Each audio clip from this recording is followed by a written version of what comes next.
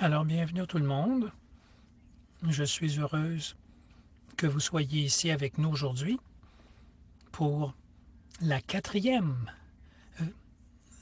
de notre série de formation sur l'outil de couverture radar avec nos collègues de l'Université Johns Hopkins. Je suis Jenica Ferns et c'est moi qui suis directrice pour l'impact.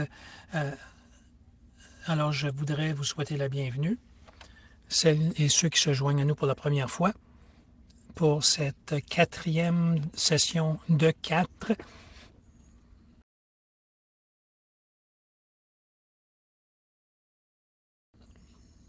Et bienvenue à ceux et celles qui étaient là pour les 3 autres sessions.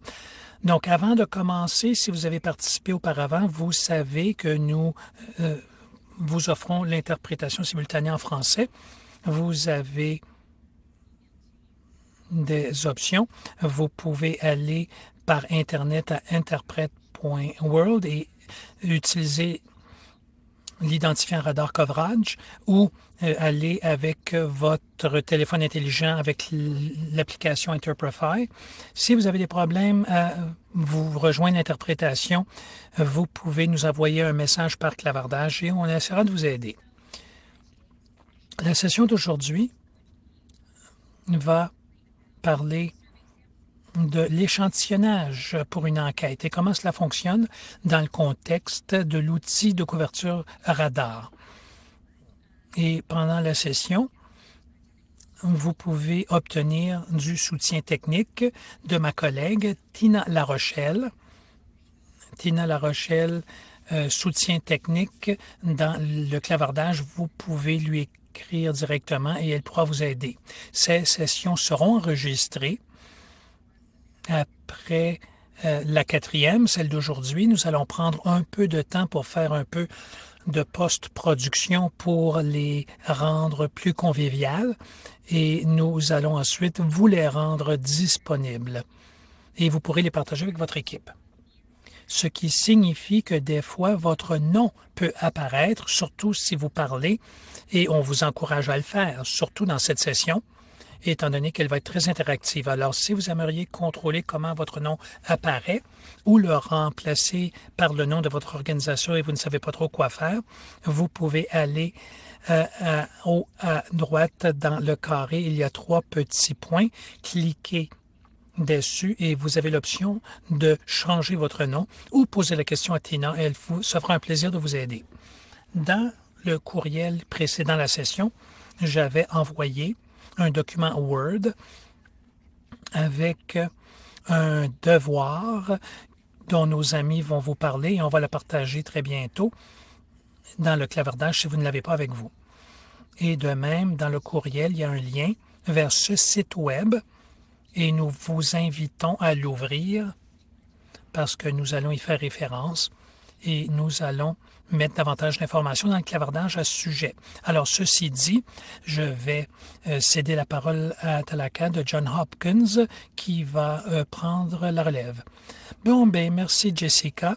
Mon nom est Talata pour ceux et celles qui participent à tous ces événements. Vous connaissez probablement la plupart des membres de notre équipe, mais je voulais me présenter. Donc, je suis une assistante de recherche. Je travaille sur des outils, y compris les outils de sondage de couverture. Nos conférenciers aujourd'hui seront Melinda et Maïga. Les deux ont présenté auparavant, mais si vous voulez vous introduire, peut-être Melinda et ensuite Maïga. Merci, Talata.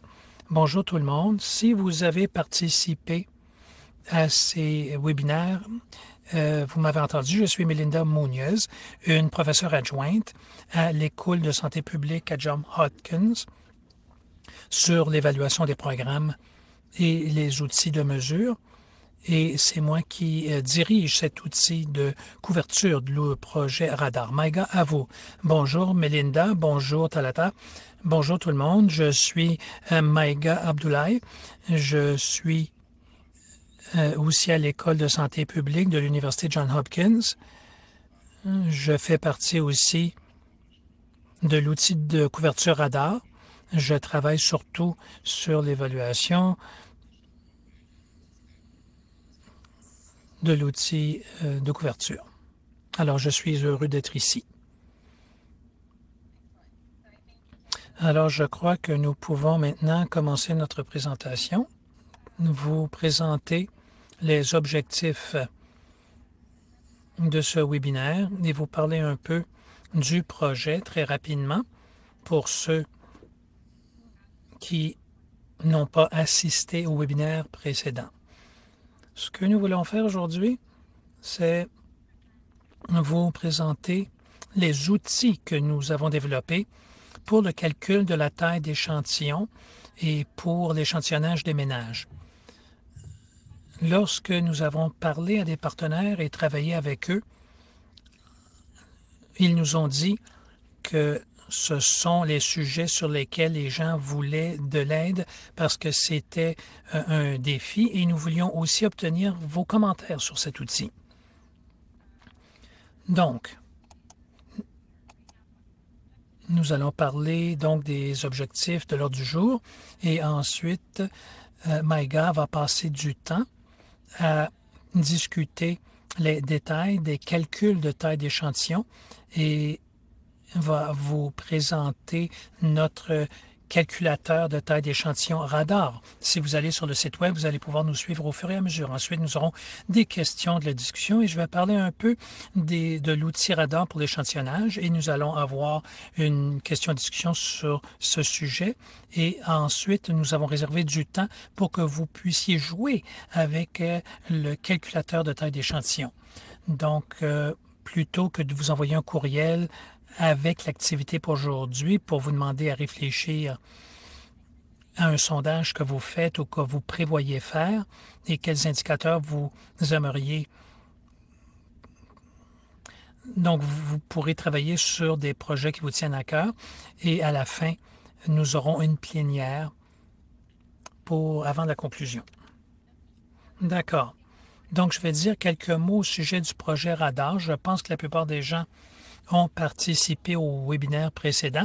Alors, je m'excuse si je me répète, mais si vous n'avez pas participé ou si vous avez oublié, l'objectif du projet Radar est de soutenir la conception, le suivi et l'évaluation des projets avec l'objectif d'améliorer l'imputabilité.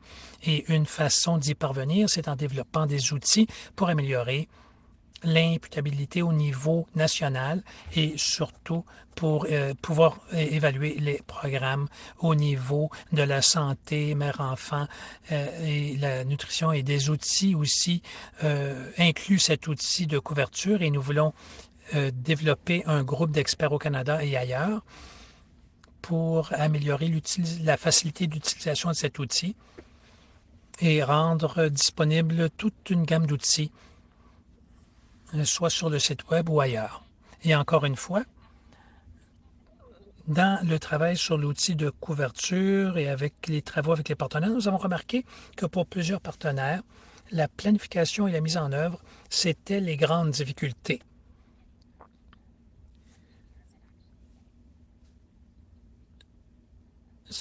La difficulté venait non pas du côté de créer le questionnaire, mais de rendre les outils disponibles. Alors, nous avons essayé de répondre à certains de ces besoins. Comme je l'ai mentionné, il y a plusieurs outils radar qui aident à répondre à différentes questions quand vous évaluez un programme. Celui sur lequel on se concentre aujourd'hui, c'est la question 4.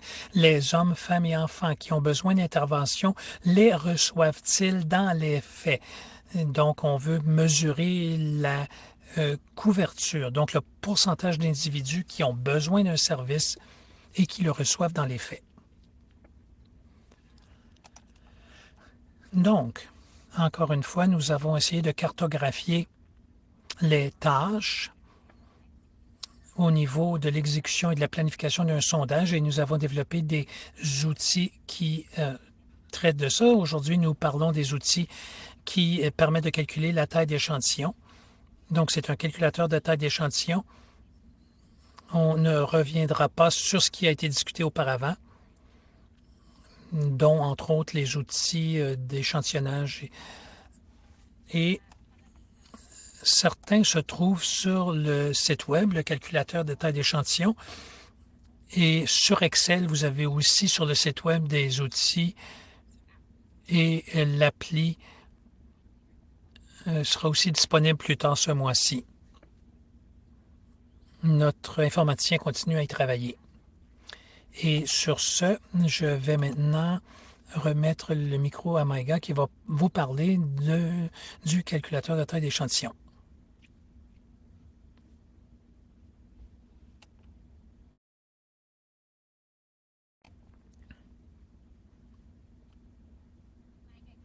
Maïga, pourriez-vous partager votre écran?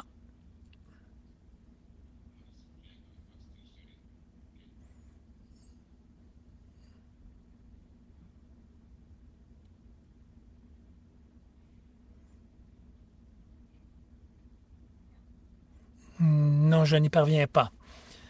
OK, alors on va passer au plan B.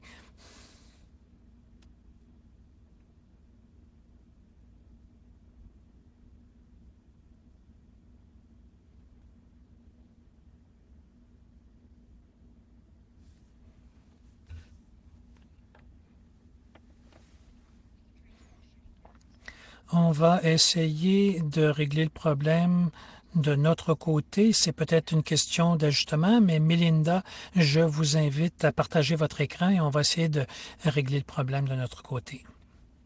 D'accord. Donc, Maïga, voulez-vous nous parler du calcul de la taille d'échantillon? Et je vais simplement faire avancer les diapos. D'accord. Donc, c'est vous qui partagez votre écran. Oui, oui.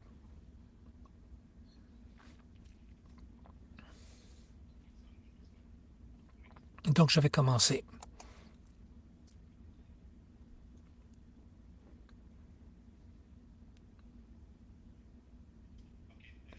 Alors, merci, Melinda. Donc, je vais vous présenter le calculateur de taille d'échantillon, mais avant, lorsque nous parlons du calculateur de taille d'échantillon, nous allons couvrir quelques concepts reliés au calcul de taille d'échantillon et nous allons aussi vous montrer comment mieux calculer la taille d'échantillon.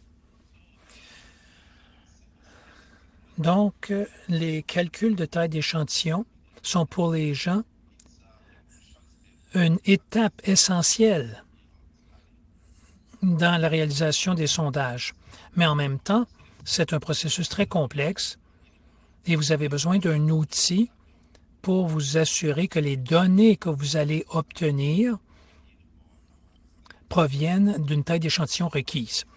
Donc, une taille d'échantillon appropriée est une condition essentielle afin d'être en mesure de détecter les différences ou les changements et aussi pour obtenir un intervalle de confiance désiré.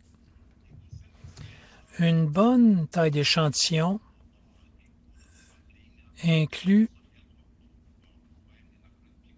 donne un portrait précis de votre population, ce qui signifie qu'un échantillon trop petit peut être un gaspillage de temps, d'efforts, d'argent, parce que vous allez vous retrouver avec des données que vous ne pouvez pas utiliser. D'un autre côté, une grosse taille d'échantillon, c'est peut-être aussi un gaspillage de ressources. Et vous allez exposer davantage de participants que requis parce que vous allez interviewer plus de gens que le minimum dont vous avez besoin pour votre étude. Maintenant, regardons ce que ça signifie de faire un calcul de taille d'échantillon.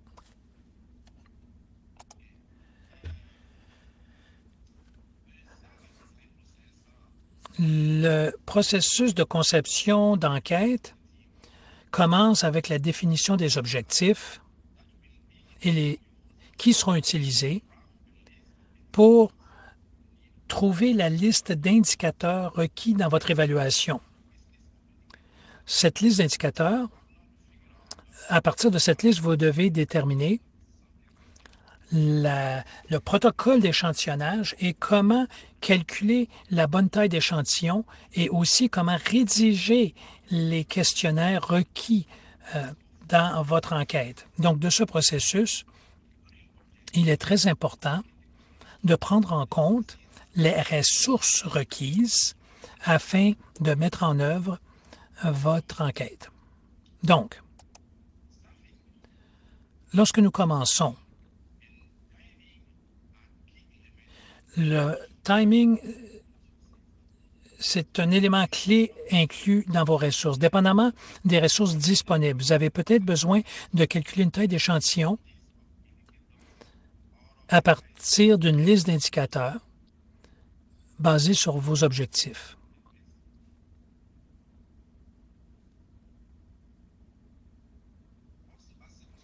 Aussi, il faut prendre en compte, au niveau du choix des indicateurs, quelles données la sélection d'indicateurs va...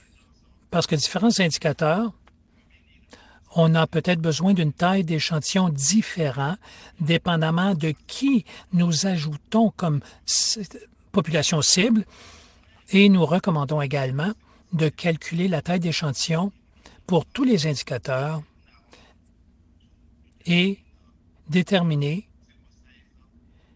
les tailles d'échantillon basées sur la taille d'échantillon minimum pour les indicateurs qui ont besoin de la taille d'échantillon la plus élevée. Et normalement, il y a des indicateurs qui ont besoin d'une taille d'échantillon plus grande. Par exemple, les femmes de 15 à 49 ans ou les enfants de moins de 6 mois, par exemple.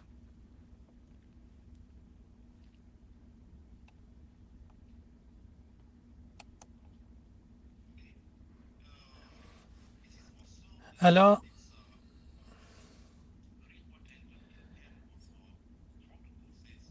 il est très important de savoir comment traiter les calculs de taille d'échantillon. Ces calculs doivent prendre en compte le protocole d'échantillonnage, de même que le plan d'analyse. Une question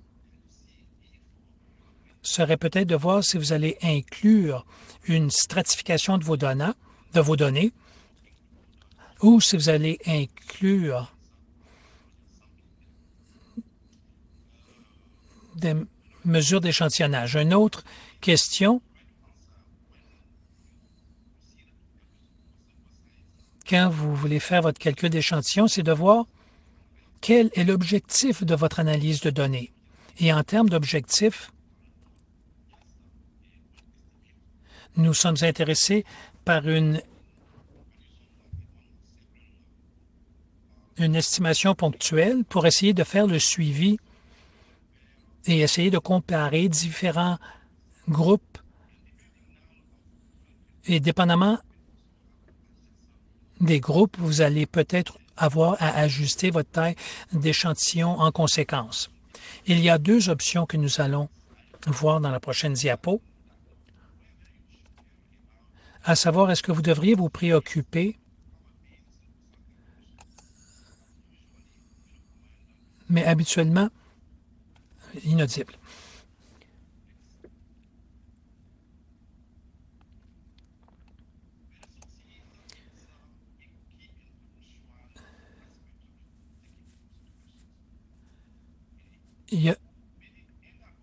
Vous allez peut-être vous retrouver avec une taille d'échantillon donnée, mais vous devez déterminer si vous avez assez de sources pour couvrir cette taille d'échantillon. Et en termes de taille d'échantillon, vous devez prendre en compte le personnel, les équipements, la papeterie requise. Vous avez peut-être besoin d'équipements ou de personnel bien précis. Par exemple, des indicateurs de VIH ou de biomarqueurs qui ont besoin de personnel ou d'équipements précis. Et un conseille, essayez d'inclure, dans la mesure du possible, quelqu'un qui a de l'expérience dans les calculs de taille d'échantillon pour faciliter le processus de calcul de taille d'échantillon. Ça peut être un statisticien, un biostatisticien, un démographe, etc. Maintenant, voyons comment calculer la taille d'échantillon. Il y a différentes options.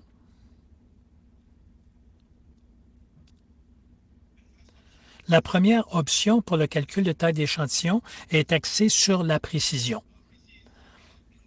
C'est une approche basée sur ce que l'on appelle la marge d'erreur ou le niveau souhaité de précision à avoir dans l'évaluateur.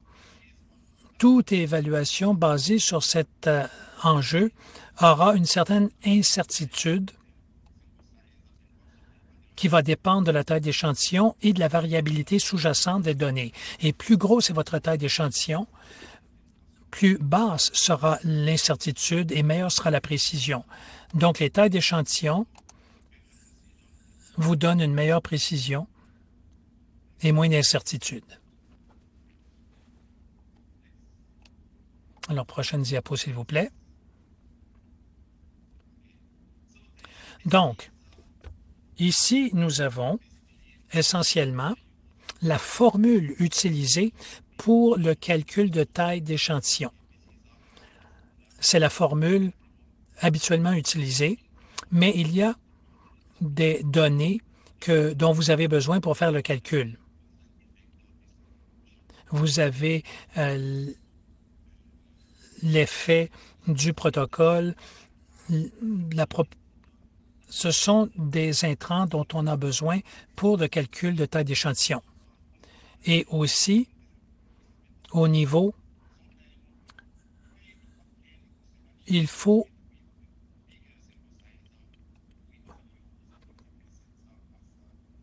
on utilise souvent 50% comme une estimation de proportion. C'est basé sur des calculs simples. Ça dépend de la précision et l'effet du plan de sondage. Maintenant, les options pour le calcul de taille d'échantillon, celle qui est axée sur la puissance dépend seulement quand nous comparons des estimations de deux populations. On essaie de voir la différence, par exemple, entre deux interventions dans des zones de comparaison quand nous essayons de faire un suivi des changements dans le temps et qu'est-ce qui a changé, par exemple, du point de départ par rapport au point d'arrivée. Donc, c'est une approche qui est basée sur la différence des changements que nous voulons détecter. Par exemple, quelles devraient être les différences entre le point de départ et le point d'arrivée? Ou quelle pourrait être la différence que nous voulons détecter entre deux populations. Donc, la taille d'échantillon sont les facteurs marginaux qui affectent le pouvoir de l'étude. Et plus grande est la taille d'échantillon, elle fournit également la puissance pour vous permettre de détecter les différences ou les changements. La formule axée sur la puissance est différente de celle basée sur la précision, mais elles tiennent toutes les deux compte de l'effet du plan de sondage, mais dans tous les cas, nous devons évaluer les proportions au point de départ et au point d'arrivée dans chacun des groupes que nous voulons comparer. Donc, voyons maintenant quels sont les intrants requis pour le calcul de la taille d'échantillon et où peut-on obtenir ces données. Commençons avec des définitions de base. L'évaluation de la fréquence, c'est ce que nous attendons comme point de départ d'un indicateur. Et la marge d'erreur, ou la précision souhaitée, est définie comme étant la moitié de la largeur entre la valeur dans notre échantillon et la valeur de la population, ce qui signifie que c'est la moitié de la largeur de l'intervalle de confiance. Donc, plus on est près de zéro, plus la taille d'échantillon a besoin d'être grosse et plus sera la différence à détecter. C'est une option basée sur la puissance. C'est la différence du point de départ jusqu'au point d'arrivée ou la différence entre deux groupes. Par exemple, la zone de programme et la zone de comparaison que vous voulez détecter. Donc, plus cette valeur est près de zéro, plus grande sera la taille d'échantillon et de même que l'erreur type. Le taux de non-répondant, c'est la proportion de ménages que nous n'avons pas pu interviewer pour différentes raisons. Soit des gens qui ont refusé, ou on n'a pas trouvé de répondant, ou ça a dû être reporté, ou il n'y avait personne de présent à la maison. Donc, on les utilise pour essayer de voir quels sont les taux de répondants. Et pour la fréquence estimée et les taux de non-répondants, nous sommes en mesure d'obtenir un estimateur et c'est quelque chose dont nous allons parler plus tard. Donc, une des sources pour obtenir les intrants, c'est d'essayer de faire référence et obtenir ces évaluations. Mais il est possible d'établir des hypothèses basées sur nos connaissances.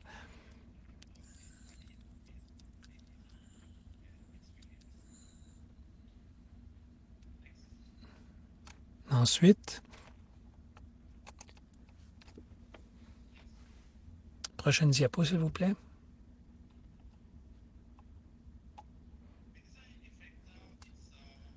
Alors, l'effet du plan de sondage, c'est un facteur d'ajustement utilisé pour ajuster la taille d'échantillon afin de refléter la méthode d'échantillonnage utilisée.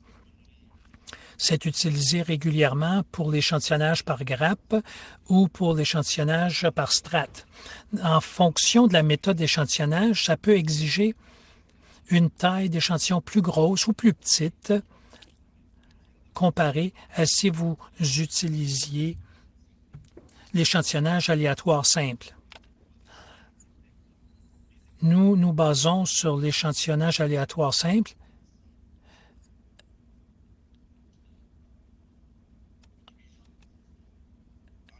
C'est la division de la variance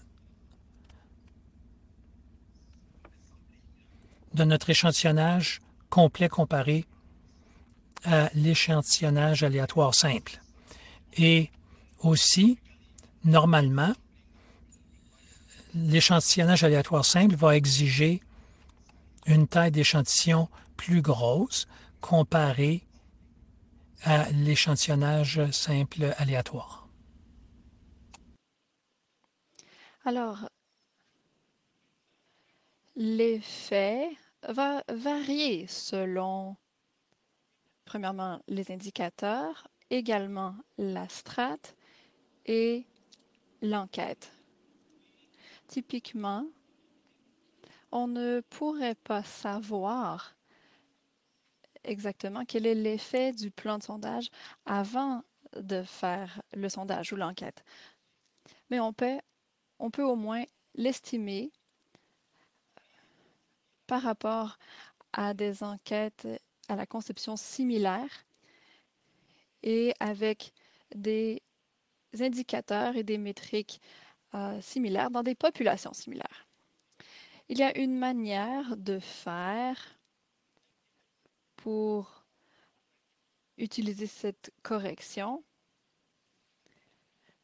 mais ça demande certains préalables Alors, il faut qu'il y ait justement un échantillonnage similaire, indicateur similaire et population similaire.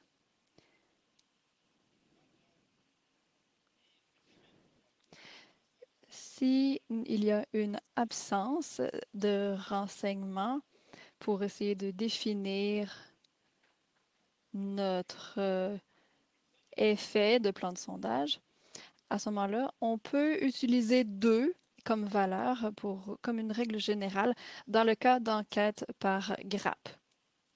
Toutefois, il faut toujours essayer d'utiliser une référence par rapport aux enquêtes précédentes. C'est toujours préférable. Bien sûr, si les enquêtes précédentes respectent les similitudes demandées.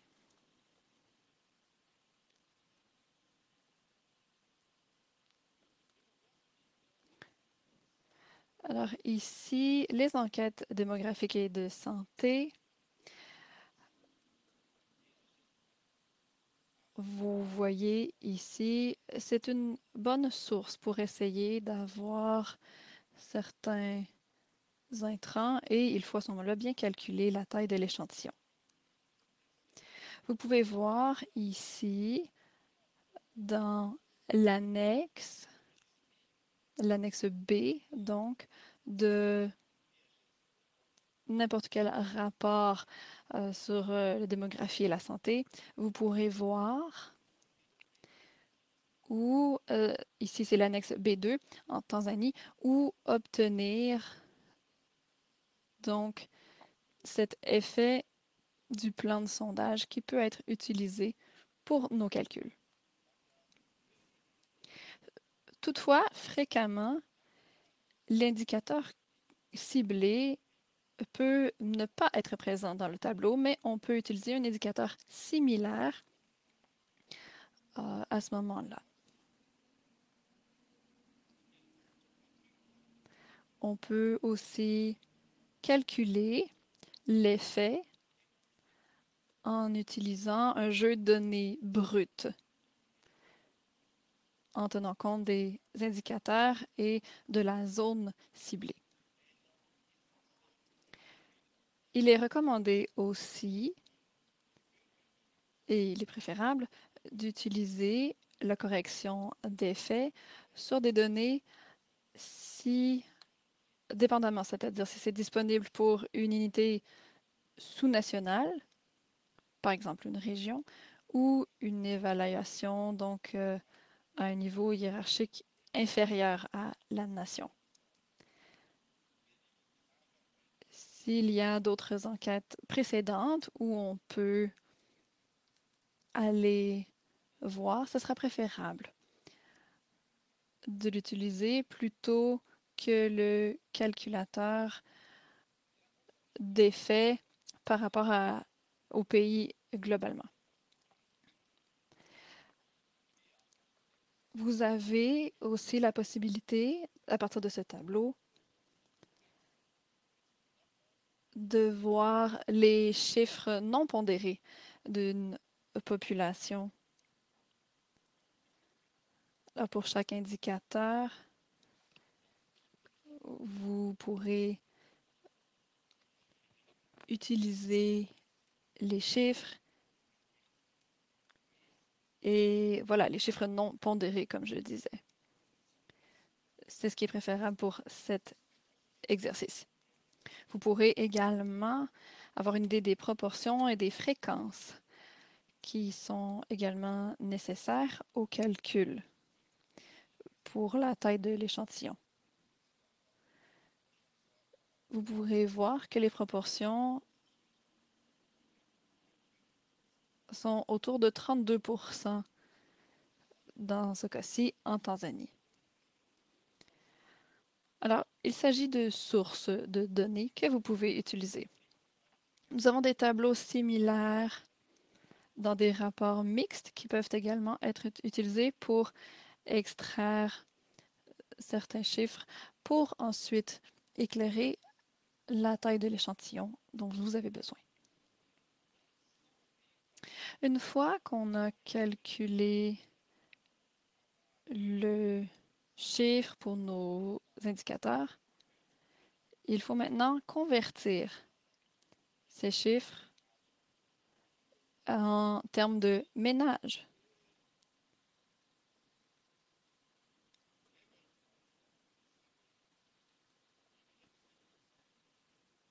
Ça va nous aider à calculer le niveau de l'échantillonnage. Pour calculer, donc, ici, ce facteur de conversion des ménages. Donc, il s'agit du nombre moyen d'individus donc dans le dénominateur. Par exemple, ici, le nombre de femmes qui ont donné naissance à un enfant vivant dans les derniers 2 ans par ménage. Ce facteur de conversion peut varier selon l'indicateur et selon le contexte. Il peut être estimé à partir de résultats d'enquêtes précédentes.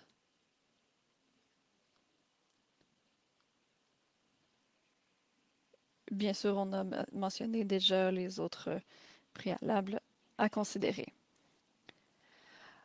On a besoin de 2 choses pour estimer le facteur de conversion, le nombre de ménages sondés divisé par le nombre d'individus, donc numérateur et dénominateur.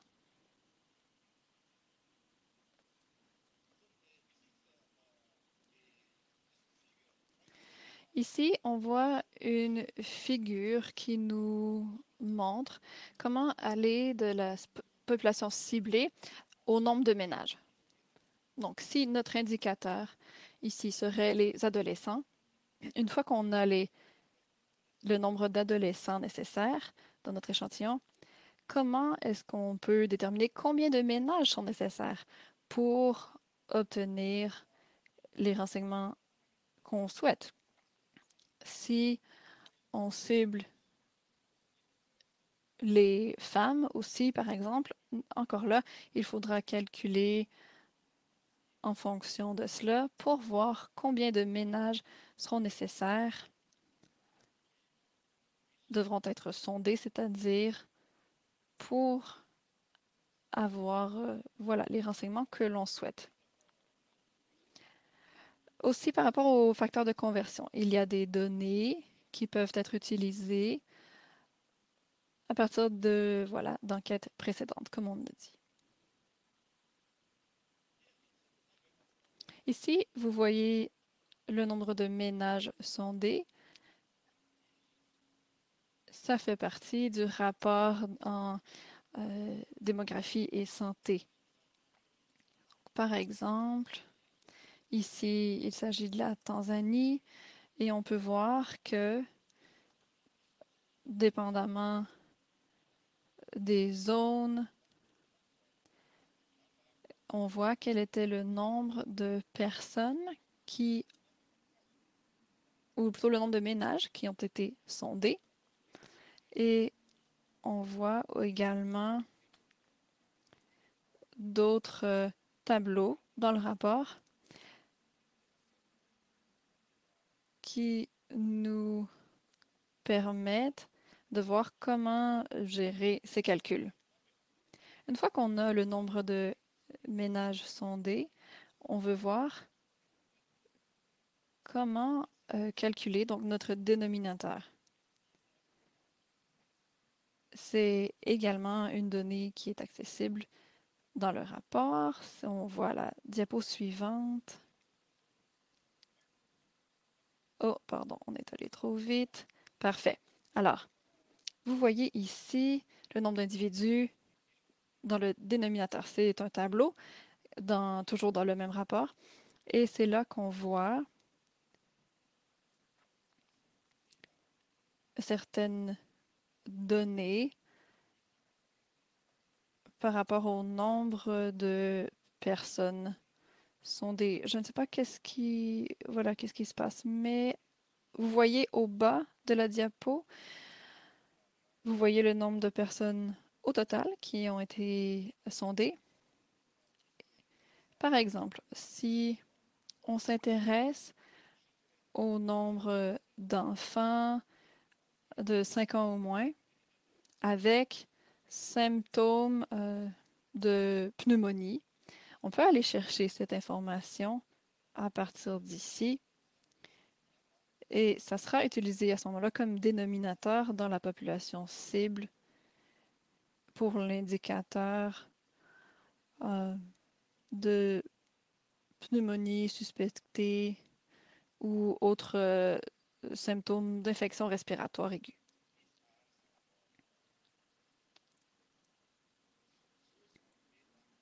Il s'agit donc d'une source de données qu'on peut utiliser pour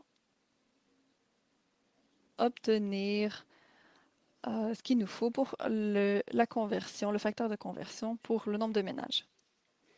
Alors, ce sont des sources élémentaires ici de données. On peut les utiliser ou on peut aussi essayer de faire nos propres calculs en fonction de nos données brutes. Ensuite, on passe au calculateur. Donc, le calculateur de taille d'échantillon. Je me demandais si... Voilà, merci Melinda.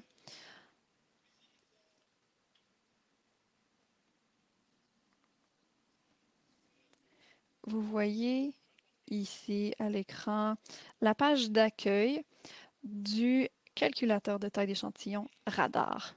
Nous avons développé une application en ligne et basée sur Excel pour calculer la taille de l'échantillon, pour donc évaluer vos études, vos enquêtes.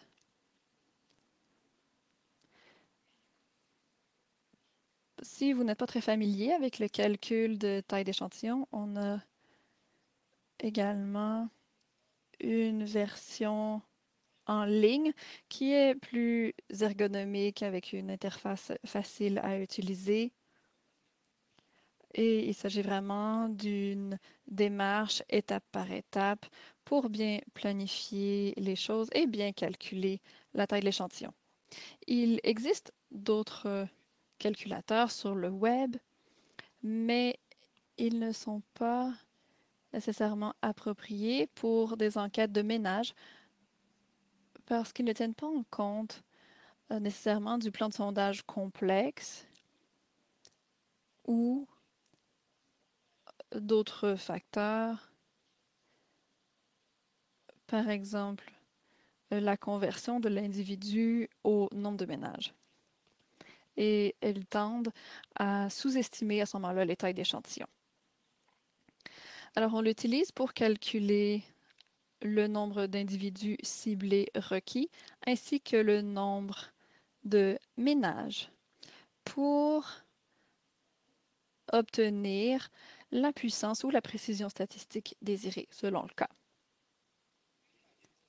On utilise cela aussi pour calculer la précision attendue ainsi que l'ampleur du changement qui pourrait être détecté à ce moment-là avec une taille d'échantillon en particulier.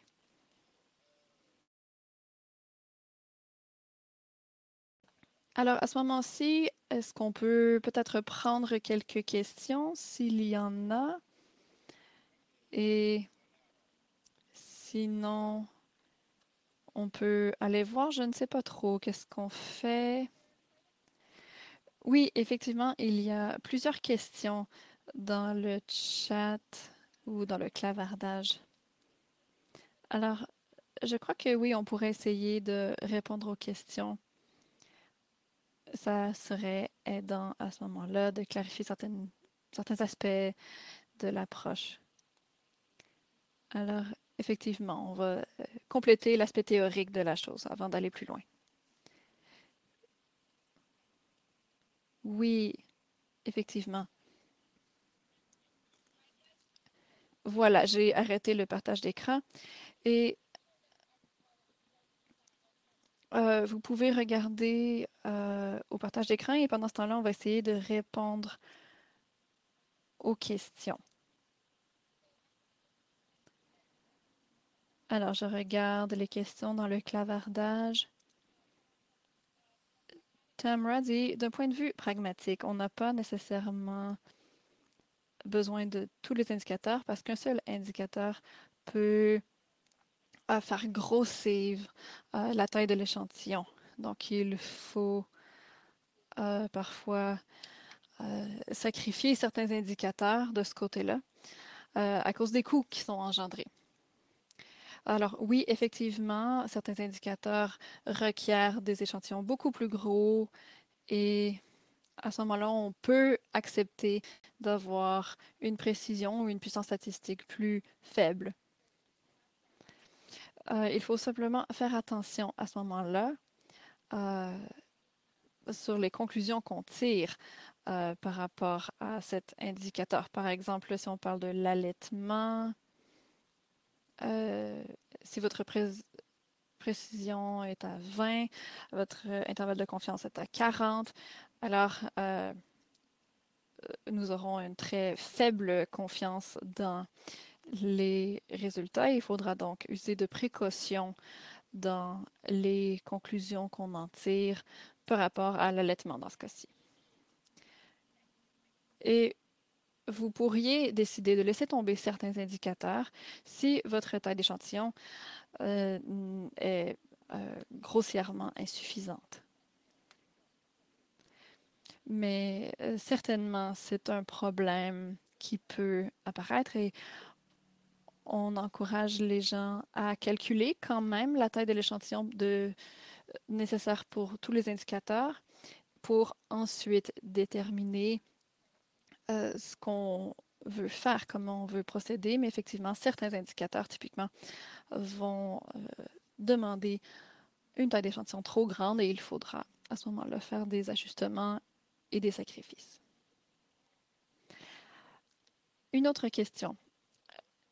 Est-ce que la précision est utilisée pour certains types d'enquêtes seulement et question de suivi?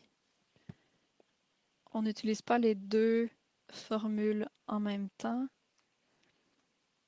pour comparer deux points et quand est-ce qu'on devrait utiliser donc la formule axée sur la précision? Alors pour répondre, je crois que la précision est toujours pertinente. Quand je fais une enquête de ménage, je la calcule et je calcule aussi la puissance statistique. Donc la précision est toujours pertinente si vous voulez faire un rapport par rapport à un indicateur. Oh, désolé, je viens de me rendre compte que ma vidéo n'était pas activée. Alors, la précision. Si vous voulez vraiment dire quoi que ce soit sur un indicateur, ce sera nécessaire. Par exemple, l'allaitement exclusif dans une telle région est à 20% et vous souhaitez utiliser ça pour prendre des décisions par rapport à vos programmes ou pour cibler certaines populations, peu importe. C'est là que la précision est appropriée parce qu'on veut le savoir. Est-ce que c'est 20% plus ou moins 5 ou plus ou moins 20? Évidemment, c'est une énorme différence à ce moment-là. Il est vrai que si votre objectif est de regarder aux tendances par rapport au temps, au fil du temps, alors oui, effectivement, vous pouvez sacrifier un peu de précision et vous concentrer sur la puissance statistique, mais il faut vraiment être conscient de la précision pour savoir comment utiliser les données et quelles conclusions en tirer. Une autre question. Donc, de la population cible au nombre de ménages. Oui, je crois que la question a été posée plusieurs fois. Donc, si on s'intéresse à, par exemple, à la population des femmes qui ont donné naissance dans les 2 dernières années ou alors aux enfants de 2 ans et moins, alors pourquoi pas s'attarder seulement à eux plutôt que de passer par les ménages, le nombre de ménages pour y arriver. La question à ce moment-là serait comment pourrait-on identifier ces femmes, par exemple, ou ces enfants de 2 ans et moins. La façon dont on procède avec une enquête de ménage, typiquement, on arrive et on dresse une liste des gens qui vivent dans ce ménage pour identifier les gens admissibles à une entrevue individuelle. Et à ce moment-là, ces individus-là vont être sondés et on va poser les questions qui nous intéressent. Alors certainement, si vous arrivez à un ménage et il n'y a personne, disons qu'on s'intéresse aux enfants de 2 ans et moins et il n'y en a pas dans ce ménage-là, alors on passe au prochain ménage. Mais il n'y a pas de manière très simple de contourner le problème. S'il y a des programmes dans certaines zones où on essaie d'identifier les bénéficiaires et vous avez déjà une liste de bénéficiaires, alors parfois on pourrait faire l'échantillonnage à partir de cette liste-là. Si vous avez confiance en votre liste et croyez qu'elle est exhaustive, vous avez tous les enfants de 2 ans et moins, par exemple, sur cette liste, alors possiblement qu'il s'agirait d'une manière appropriée de procéder. Toutefois, souvent, quand on mène ces enquêtes-là, c'est que justement, on n'est pas sûr d'atteindre tout le monde, de couvrir tout le monde. Donc, on veut s'assurer d'identifier tout le monde dans la population, incluant ceux qui n'utilisent pas de programme en question. Et ensuite, s'attarder à ceux qu'ils reçoivent comme couverture. Donc, c'est pour ça qu'on utilise le facteur de conversion des ménages.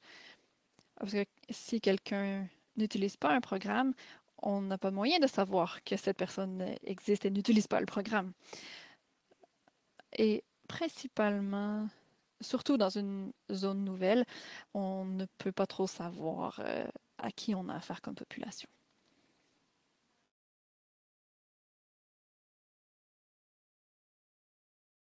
Alors, question de suivi. Si on saute un ménage qui ne serait pas admissible, est-ce que c'est problématique? Eh bien, au fond, la question était de savoir comment déterminer si un ménage est admissible. Alors, on recommande d'éviter d'utiliser des questions de dépistage. Autrefois, on utilisait ça. Donc, y a-t-il un enfant de 5 ans ou moins dans le ménage? Et ça se fait encore. Mais le problème avec des questions de dépistage, c'est qu'on demande seulement à une personne dans le ménage et il peut y avoir des oublis ou des incohérences.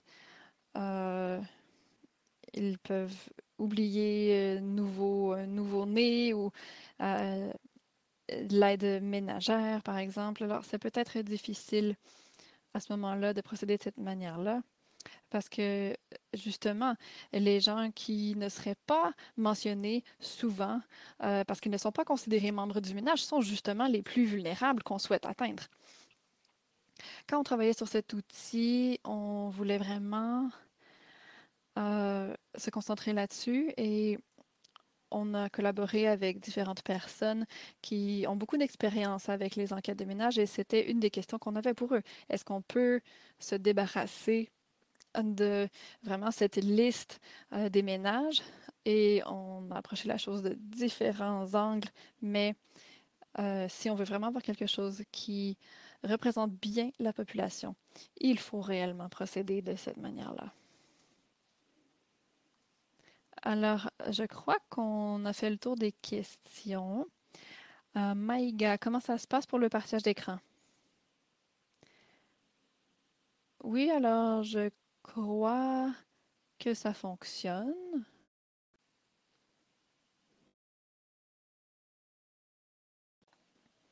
D'accord, alors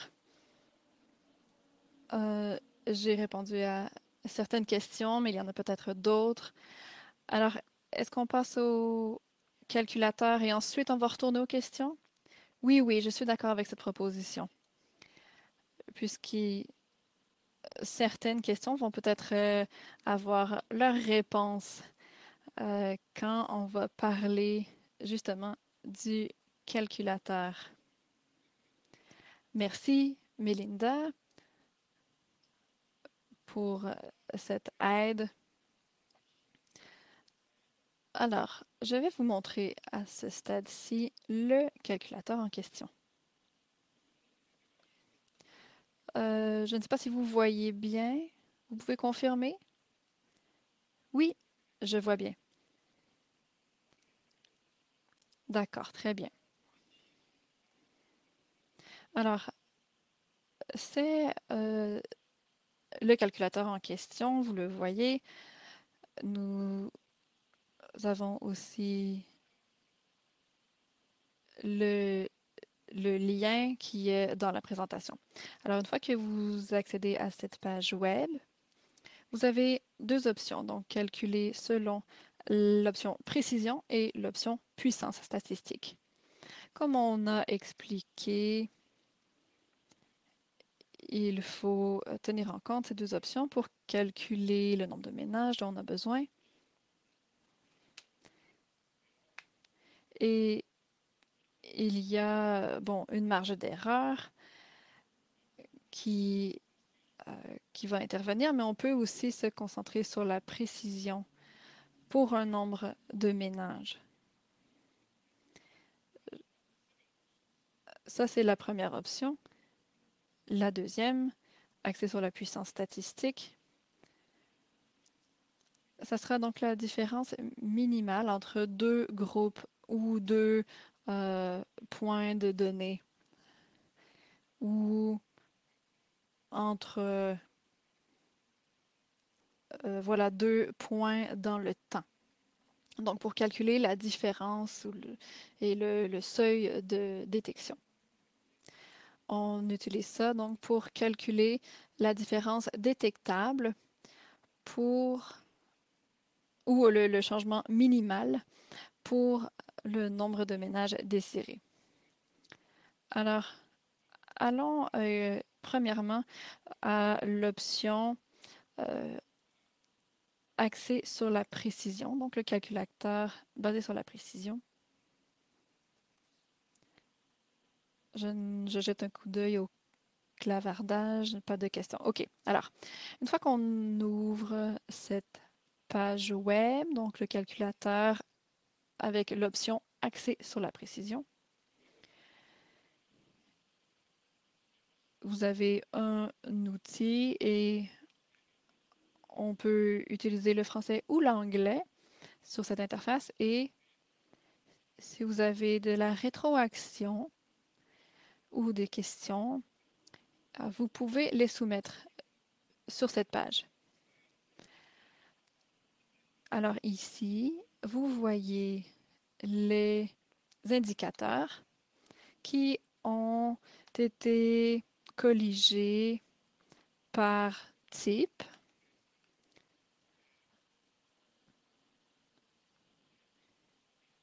Dépendamment, donc en fonction, c'est-à-dire du continuum de soins. Donc, on commence ici par la planification familiale. Nous avons les soins prénataux, soins postnataux, nutrition, contrôle des maladies infectieuses, accès à l'eau, pauvreté, etc. On a également ici les paramètres dans la colonne donc à gauche. On va essayer donc quelque chose.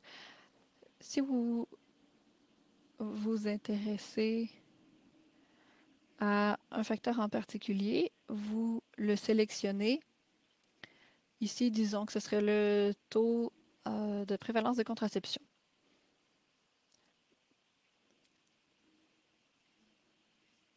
Si vous avez un indicateur qui ne fait pas partie de la liste, vous pourrez aussi, à ce moment-là, le personnaliser. Mais admettons qu'on procède de cette manière-ci. On y va. Donc, ce serait mon indicateur ici. Je clique sur suivant et j'applique. Voilà, ceci. J'ai alors les deux indicateurs sur lesquels je souhaite enquêter. Et vous pourrez aussi voir l'indicateur ajouté de manière personnalisée. Par la suite, nous avons accès à divers paramètres. Le premier, donc, c'est l'indicateur. Vous le voyez ici. Disons que je m'intéresse aux femmes de 15 à 49 ans. On sélectionne et je peux aussi sélectionner l'intrant. Donc, pour savoir quel indicateur on veut utiliser pour cet exercice, on va dire que on parle de 1000 ménages et qu'il y a 9 femmes âgées de 15 à 49 ans en couple ou sexuellement actives. Et ensuite, j'ai aussi le nombre de ménages qui contiennent cette catégorie de femmes. Admettons que ce soit 96. Et ensuite, on peut tenir compte du taux de réponse en proportion. Et j'ai terminé avec les paramètres. Et maintenant, je dois choisir. Bon, les indicateurs sont toujours en rouge, mais c'est un indicateur sur mesure. Je dois choisir une autre population. Donc, je peux dire d'accord. Je peux choisir ici le dénominateur de la population cible, mais si ce n'est pas dans la liste, je peux aussi dire je veux le personnaliser. Je peux le faire ici avec peu importe l'information que je veux comme dénominateur. Mais imaginons que ça existe déjà. Donc, je vais dire peut-être que c'est une femme qui a, une fois que j'ai terminé, que j'ai choisi ma catégorie, au niveau de l'âge, peut-être que je vais choisir une adolescente, 15 à 19 ans, je dois aussi fournir de l'information et pour celle-ci, je vais dire que ça date de 2 ans. Donc, le nombre de femmes de 16 à 19 ans et en fonction de l'information que j'ai obtenue de différentes sources, peut-être que c'était 250 et ici, je vais mettre la même chose. Donc, j'ai terminé avec les deux indicateurs. Maintenant, ça tombe au vert et là, je peux passer au prochain indicateur. Et ici, peut-être que je voudrais comparer une étude d'un point de départ et d'un point d'arrivée. Imaginons qu'au point de départ, c'était 80%, mais maintenant, je veux passer à mon point d'arrivée à quelque chose de 25%. Et avec cet effet, j'ai pu obtenir peut-être 2,1, d'accord? Et ensuite, je dois passer à mon deuxième indicateur. Si je fais la même chose pour mon indicateur sur mesure, peut-être que c'était quelque chose au niveau de la proportion du point de départ, c'était 65%, et je cible 75% à la fin, et l'effet était peut-être de 2. Donc, j'ai terminé, et maintenant, je dois passer au prochain paramètre. Une fois que j'ai terminé, il va me donner le nombre requis de femmes d'âge de 15 à 19 ans dans une relation, c'est le chiffre qui est ici, et ça va me donner le nombre de ménages que je dois interviewer, d'accord, pour pouvoir détecter la différence minimum de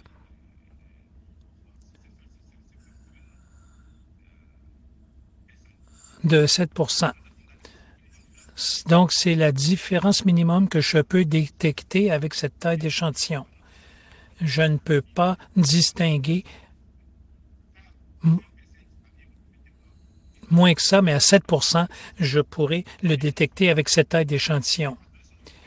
Et pour les femmes adolescentes qui ont eu une naissance d'un enfant vivant depuis 2 ans, j'aurais besoin de 2500 ménages pour détecter une différence de 10% entre le point de départ et le point d'arrivée. Et je peux télécharger ce tableau. Et si ça m'intéresse, peut-être que je n'ai pas assez de ressources pour couvrir cet échantillon, je peux revenir et voir quelles sont les alternatives en modifiant les paramètres afin d'obtenir les valeurs que je veux. Donc ça, c'est pour la population, mais je peux aussi faire la même chose, mais maintenant pour voir quelle peut être la différence minimale que je peux détecter pour une taille d'échantillon donnée. Par exemple, je pourrais être intéressé par les ménages où je veux couvrir, par exemple, 2000 ménages, d'accord? Donc 2000, et je veux voir quelle est la différence minimale ou le changement minimum que je peux détecter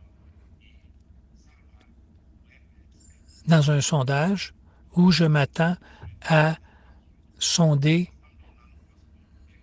2000 ménages. Et ça va me donner la différence détectable, le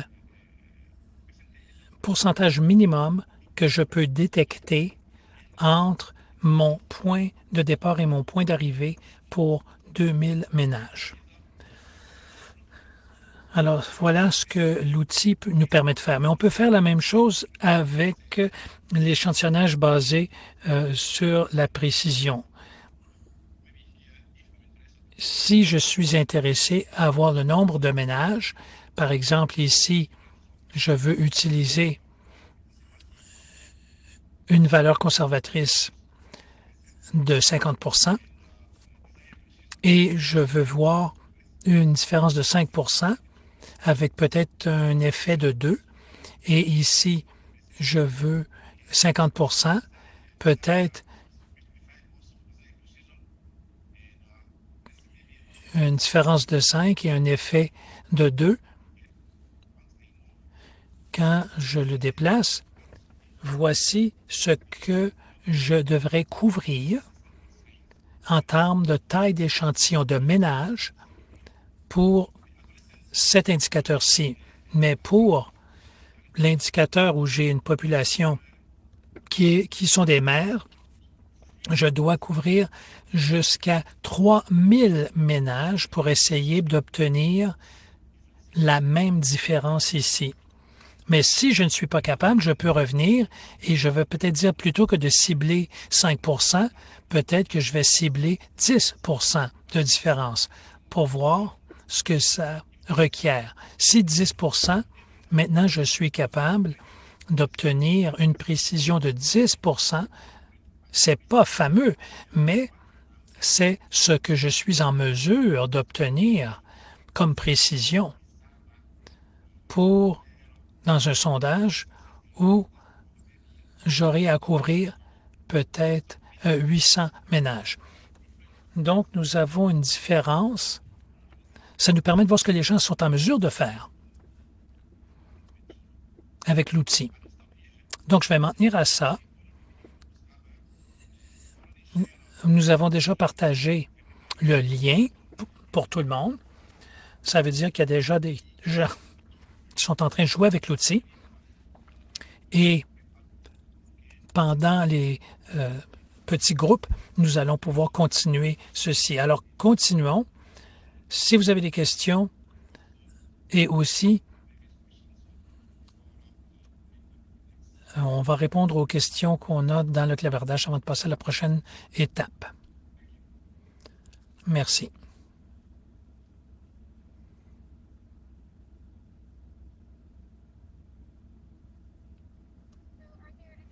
Alors, y a-t-il des questions, soit sur l'outil ou ce qui a été discuté sur l'évaluation des tailles d'échantillons?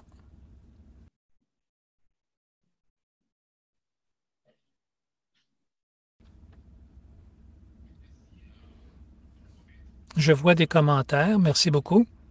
C'est un très bon point. Très bon point. Merci. Je crois que vous l'avez très bien expliqué, Maïga. Oui, merci. Donc, s'il n'y a pas d'autres questions ou commentaires, peut-être que nous pourrons poursuivre avec l'échantillonnage. D'accord. Donnez-moi le temps d'afficher ma présentation PowerPoint. Est-ce que tout le monde le voit? Alors, je vais commencer ici. Et Melinda et Maïga, lorsque vous voulez effectuer le sondage, faites-moi signe. D'accord.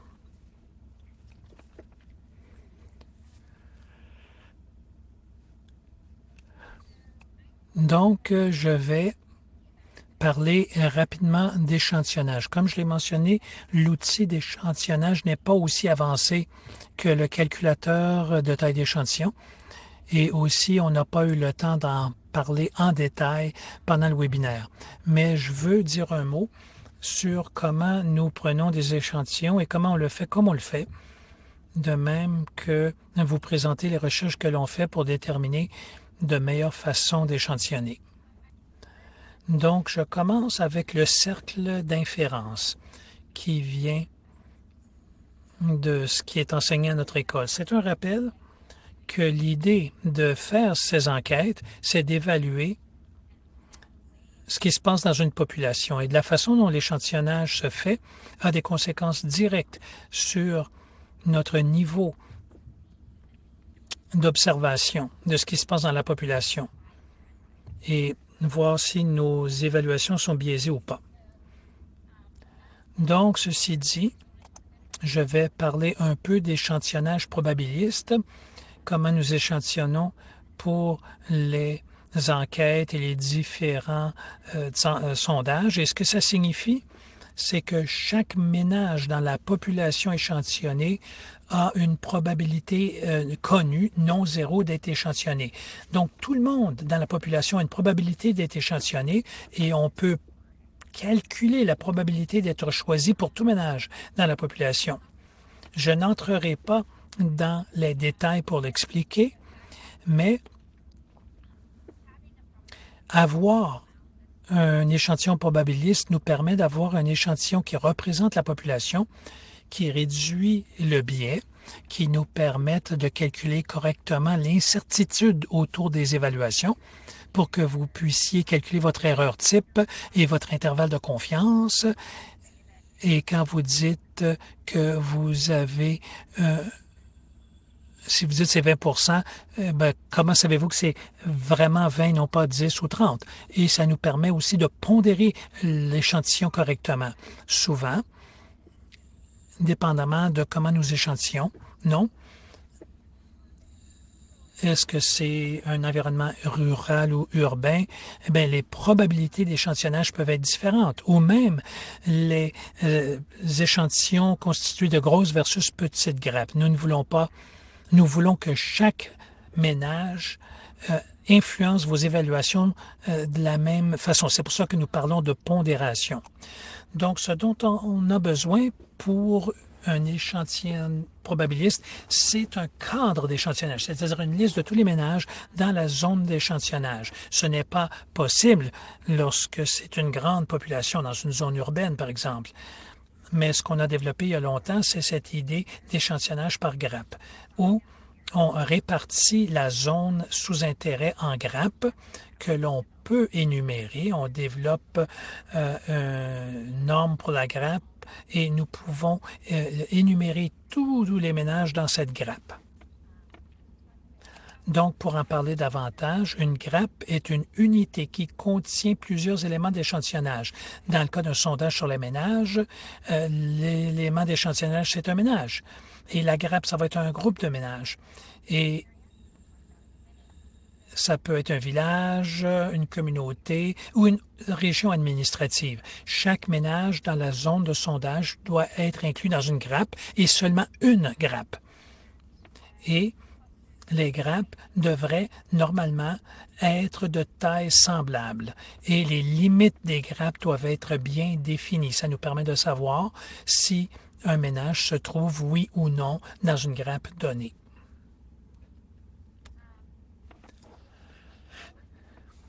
Dans les études sur les pays à revenus intermédiaires ou faibles, nous avons souvent des secteurs de recensement comme source et sinon, nous pouvons répartir le pays dans des zones d'évaluation qui vont contenir entre 150 et 250 ménages chaque. Donc, assez petit pour qu'il soit possible d'énumérer tous les ménages dans chaque grappe et ils sont de taille à peu près équivalente. Et les secteurs de recensement sont aussi de taille semblable. Donc, l'Institut national des statistiques, ou peu importe l'organisme qui tient compte de tous les secteurs de recensement, et si vous prévoyez utiliser des unités de recensement, vous allez contacter les statisticiens nationaux et les contacter un peu d'avance pour pouvoir utiliser leurs données ou leurs cartes. Et même des fois, ils vont offrir de faire l'échantillonnage pour vous. Encore une fois, vous pouvez utiliser d'autres types de grappes. Ça peut être des villages ou peu importe la grappe qui fait du sens. Mais nous avons constaté que c'est plus facile d'utiliser les secteurs de recensement. Donc, pour parler brièvement des caractéristiques des grappes, nous voulons les énumérer. Vous devez déterminer les zones de recensement. Par exemple, si vous travaillez, si vous voulez avoir des évaluations distinctes dans les zones rurales ou urbaines, bien, vous pouvez peut-être faire des strates distinctes pour l'urbain et le rural. Donc, ces strates, c'est essentiellement l'endroit où vous voulez échantillonner. Vous devriez l'énumérer et les grappes échantillonnées peuvent se faire de façon aléatoire avec ou sans soutien probabiliste des populations. Donc,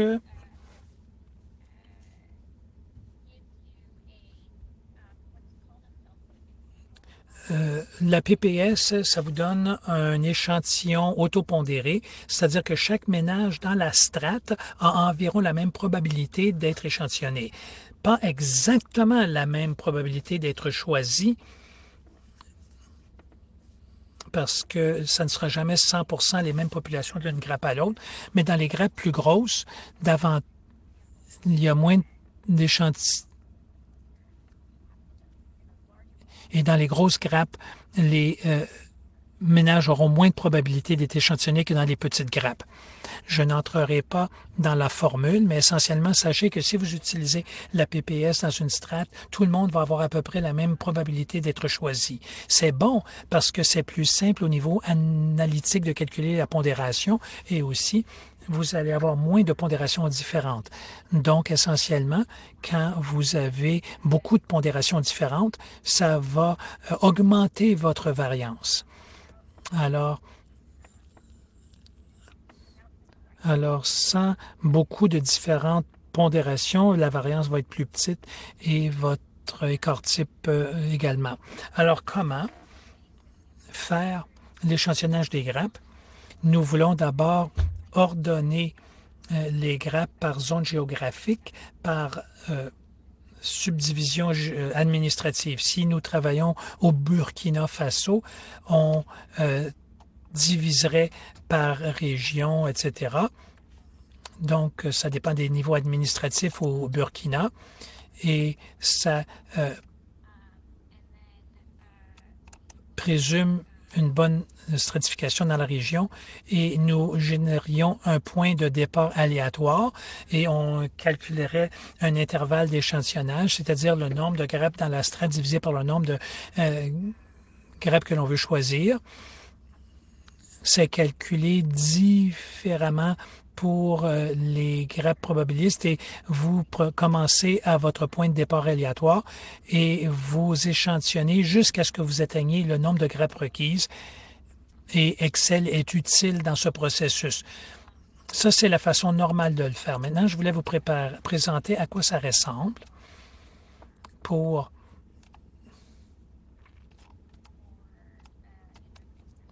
dans notre outil d'échantillonnage de grappes. Donnez-moi une seconde. Comme je l'ai mentionné, nous avons un outil sur Excel qui se trouve sur notre site web et nous travaillons sur une version appli pour les ordinateurs de bureau qui n'est pas tout à fait prête.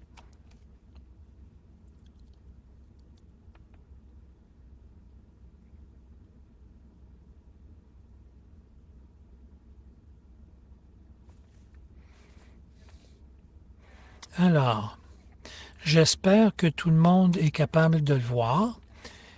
Vous avez le fichier Excel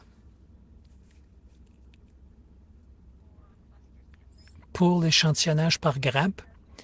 Il y a 4 feuilles de calcul. Celle sur laquelle je suis, vous avez les règles urbain-rural. Ce que vous pouvez faire ici, vous avez 2 options. Une, c'est l'échantillonnage proportionnel. Donc, si vous voulez que le nombre de grappes échantillonnées dans chaque strate urbaine ou rurale soit proportionnel au nombre total de grappes dans cette strate, c'est l'option que vous utiliseriez.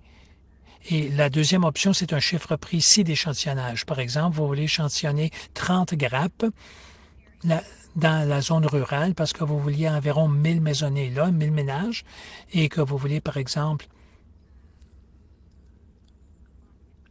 15 grappes urbaines parce que vous êtes prêt à accepter moins de précision à cet égard, et lorsque vous descendez, vous pouvez inscrire l'information. Donc, en bleu ou en gris, ces colonnes-là, ce sont différents niveaux administratifs. Donc ici, j'ai inscrit la raison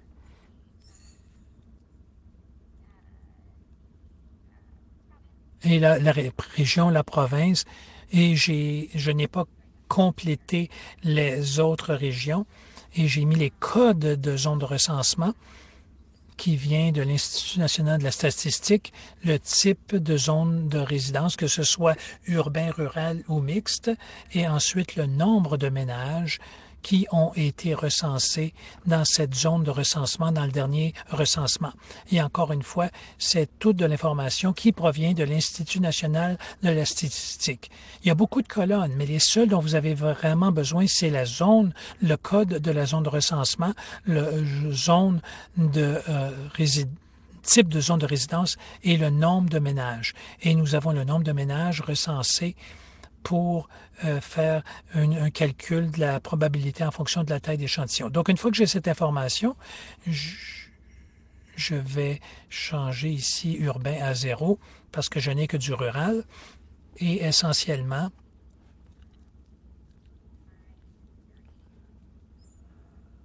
ceci me montre mes 30 grappes qui ont été échantillonnées dans la zone de recensement. Donc, voici les codes de zone de recensement et à droite, vous voyez les numéros de grappes de 1 à 30. Et sans entrer dans le détail, l'échantillonnage est calculé différemment en fonction du nombre de ménages dans la zone de recensement plutôt que simplement le nombre de zones de recensement. Je n'entrerai pas en davantage de détails parce que le temps nous manque, donc je vais m'arrêter ici. Et je crois qu'il y a eu des commentaires. Laissez-moi regarder au niveau du chat. Y a-t-il une ressource où on peut vérifier si un pays a des zones de recensement sous une forme utilisable? Il faudrait poser la question à l'Institut national de la statistique où ça dépend du nom aussi. Dans chaque pays, le nom est un peu différent, mais je ne crois pas que cette information ne soit centralisée où que ce soit. Donc, il faut y aller au cas par cas.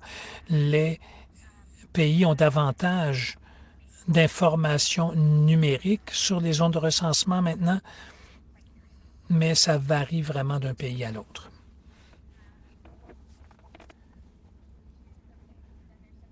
Il y a une question, vous avez mentionné comment vous pouvez obtenir le nombre optimum de grappes.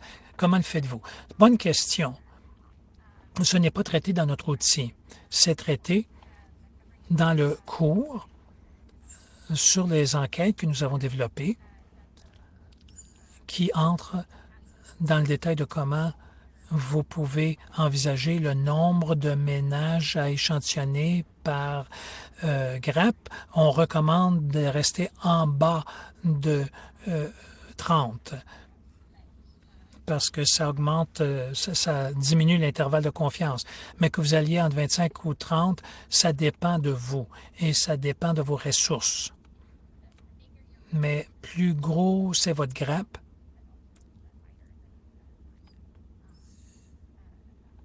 plus vous allez avoir d'effets liés au protocole qu'il faudra contrebalancer. Mais il n'y a pas de règle absolue à cet égard. Alors, je voulais maintenant... Il y a une question. Au niveau de l'effet net, est-ce vrai que la procédure d'échantillonnage est souvent plus importante que la taille d'échantillon? Très bonne question. Je dirais oui, avec certaines limites. Si vous avez une taille d'échantillon de 100 ménages, vous ne pouvez pas évoluer quoi que ce soit. Donc, par exemple, que ce soit sur l'allaitement maternel, mais vous n'aurez pas un très bon estimé. Mais si vous avez une taille d'échantillon raisonnable, oui, je dirais que c'est une façon où l'échantillon est essentiel. Et quand on m'envoie un sondage à étudier, les deux premières choses que je regarde, c'est le protocole d'échantillonnage et la taille d'échantillon. Et habituellement, si la taille d'échantillon n'est pas fameuse, on peut vivre avec. Mais si c'est un échantillonnage non probabiliste qui a été fait, ben, le sondage est inutile, même si la taille d'échantillon était bonne. Donc, ma réponse, en fait, ce serait oui. Et ça introduit bien le dernier point que je voulais couvrir.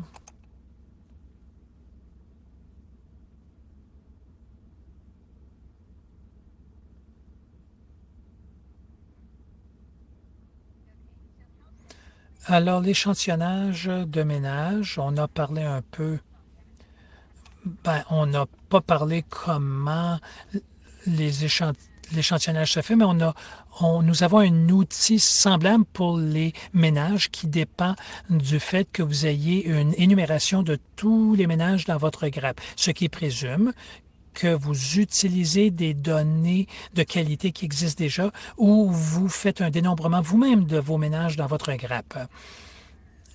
Et ça, on va aller sur la page web Radar qui montre comment fonctionner et nous espérons que ça va être disponible bientôt sous forme d'une application. J'aimerais mentionner aussi qu'on a entendu de la part de plusieurs de nos partenaires que la cartographie pour faire ce type d'échantillonnage est difficile. Ça demande beaucoup de savoir-faire technique et de temps, et bien sûr, ça engendre certains coûts. Et on essaie de réfléchir à une méthode allégée et entre autres, on se demande, est-ce qu'on peut utiliser la technologie pour faciliter les choses? Alors, on a des images aériennes excellentes de beaucoup de parties du monde et il y a des études qui essaient d'utiliser les systèmes géographiques pour ce processus. Alors, on veut essayer cette approche avec les enquêtes démographiques et sanitaires et faire des comparaisons avec l'échantillonnage standard, avec aussi l'échantillonnage à trajet aléatoire, par exemple. Alors, on a fait une étude au Burkina Faso dans des contextes urbains, périurbains et ruraux. On avait donc trois composantes, si on veut.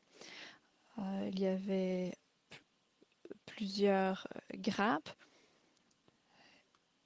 et on faisait donc le recensement à partir d'images satellites pour numériser le nombre de résidences. Et on a utilisé une troisième approche, l'approche EPI en anglais, pour à ce moment-là utiliser la méthode de trajet aléatoire. Et on a utilisé également les données du recensement de 2019. Je ne peux pas vraiment détailler ça, mais voilà, ça s'est fait juste avant que la COVID frappe à nos portes.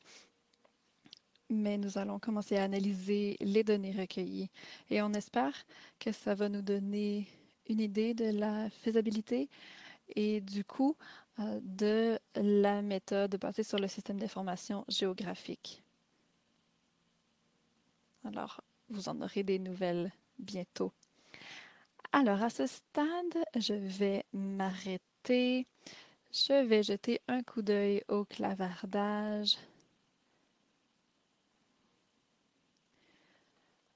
Alors, il serait maintenant l'heure d'aller en atelier, en sous-groupe. Oui, parfait. Alors, vous connaissez le fonctionnement. Vous allez être placé dans l'un des trois sous-groupes pour l'atelier. Combien de temps est-ce que l'atelier durera, Melinda? Je crois qu'on peut prendre 20 minutes et on peut revenir en plénière dans à 13h53, 54, pour vous donner 20 minutes. Oui, je crois que 20 minutes, c'est très bien.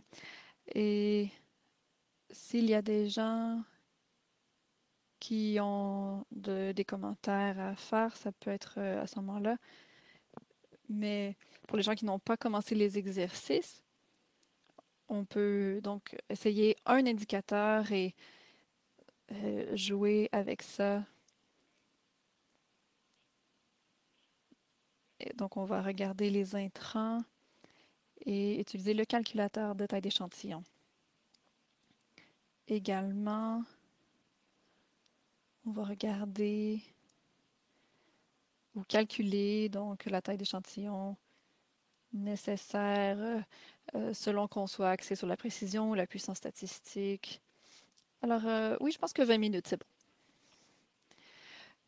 Et je pense que dès qu'on a dit sous-groupe, il y a beaucoup de gens qui sont partis, malheureusement. Alors, possiblement qu'on aura seulement deux sous-groupes plutôt que trois. D'accord, alors dans une minute, donc, juste le temps d'organiser le tout, on va aller en sous-groupe. Parfait. Alors, j'espère que les ateliers se sont bien passés.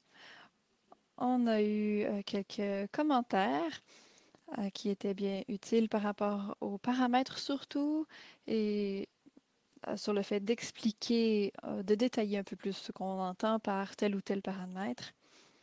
Maintenant, Je crois qu'il y avait seulement 2 groupes, alors je vous demande à l'autre groupe comment ça s'est passé. Avez-vous des commentaires ou des questions à ce stade? Oui, dans notre groupe, nous avons parlé quand on utilise l'outil, il y a des vignettes d'assistance et lorsqu'on clique, euh, je peux vous montrer en fait, lorsqu'on clique, il y a une fenêtre qui apparaît. Oui, nous voyons. Alors quand on clique ici, voilà, il y a des renseignements additionnels pour votre assistance. Donc, ça nous aide à mieux comprendre avec cette fenêtre contextuelle ou pop-up en anglais. Ça nous donne donc certaines explications fort utiles. Et on peut avoir davantage d'assistance à l'intérieur de l'outil et aussi de l'aide donc pour le fonctionnement de notre groupe aussi. Ça s'est bien passé. On a eu une discussion et une chose intéressante qui a été mentionnée, comment décider d'un point d'arrivée réaliste. On a un point de départ et on veut savoir peut-être qu'est-ce qui se passe sur 4 ou 5 ans, quel est le changement attendu entre les deux. Si on travaille en intervention, on peut se donner une idée en fonction peut-être d'évaluation de ce qui s'est passé avec ces indicateurs sur une période donnée. Mais parfois, c'est inclus dans le calcul de la taille d'échantillon. Aussi, il y a des expériences faites dans d'autres contextes pour les proportions des répercussions. C'est quelque chose qu'on peut regarder. On veut être réaliste par rapport à qu'est-ce qui est faisable. Mais le problème parfois est que lorsque la répercussion est faible, alors on a besoin d'un grand échantillon pour détecter cette évolution. Sinon, on ne pourra pas faire d'analyse avec un échantillon plus petit. Euh, Peut-être que le changement est plus faible ou qu'il est plus difficile d'avoir un seuil de détection qui soit faible. Alors, on a eu des discussions là-dessus, c'était intéressant et on peut voilà, poursuivre la conversation, j'espère, à un autre moment. Oui, bon point, Maïga. Si on veut détecter quelque chose, on veut être conservateur à propos de nos estimations euh, du point d'arrivée, parce qu'effectivement, le seuil de détection est à valider. Alors, euh, nous atteignons la fin de notre webinaire. J'espère que tout cela vous a été utile. Nous avons vraiment aimé avoir vos questions et recevoir votre rétroaction sur la gamme d'outils qu'on propose. Si vous avez d'autres questions ou suggestions, contactez-nous certainement. Et voilà, je vais laisser Jessica conclure. Oui, alors, merci à tous de votre participation. J'espère que nos formations ont été utiles pour les outils d'enquête de couverture.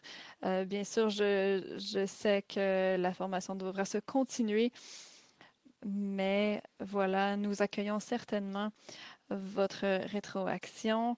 On veut continuer de peaufiner nos outils et de savoir comment bien les utiliser. À l'écran, vous avez nos adresses courriel, Améline Talata et moi-même. Donc, si vous avez des questions par rapport au contenu abordé aujourd'hui, certainement vous pouvez nous écrire. Comme j'ai dit au début, nous allons vous envoyer un bref sondage, s'il vous plaît. Prenez une minute pour le remplir. C'est un sondage à propos du webinaire. Maintenant que les 4 séances sont complétées dans la série, nous allons publier les enregistrements des séances en ligne. Ça nous prendra un peu de temps. Donnez-nous quelques semaines et quand ce sera prêt, vous recevrez un courriel pour accéder aux enregistrements. Alors, de la part de tout le monde au partenariat Cannes SFE, on vous remercie. On remercie les gens de Johns Hopkins Bloomberg d'avoir rendu ceci possible et d'avoir collaboré avec nous et d'avoir cette formation virtuelle décentralisée. Merci vraiment à chacun, à chaque organisation représentée et on a bien hâte de vous revoir. Et voilà, je vous souhaite une bonne fin de journée.